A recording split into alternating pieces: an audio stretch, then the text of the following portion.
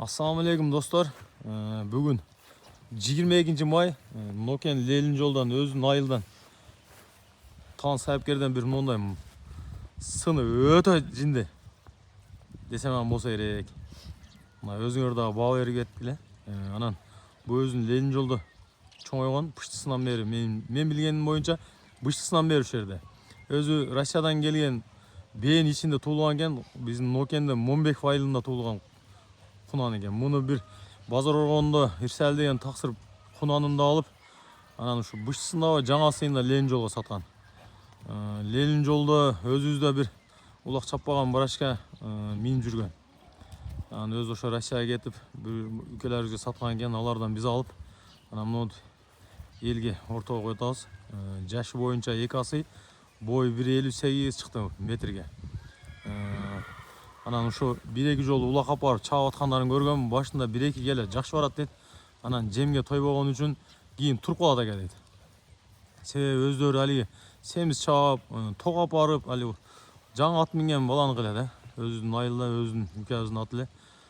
Табын алган, билген адам болсо, жылоолор жакшы аттын, путу колу таза, бир палваныраак адам тарбиялайм деген болсо, бер буруп койгон да, калк башын көрсөтүп коюн.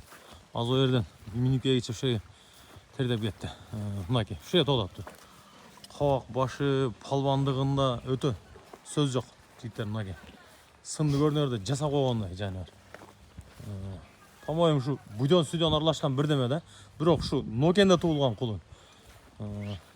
Оно жерин, оно зым илип кетти да, оно жерде. Көпөрөдөн өткөн да. Азыр илип тур да мына. Мына киче жерлерин илип кетти. Оно жерде көпөрөдө зым бар экен эле. Эки жагын тең бирдей сызып тур да. Кичине эле болду, эчтеме болбойт. Алдыңкы буттары, көкүрөк баштары мынакей.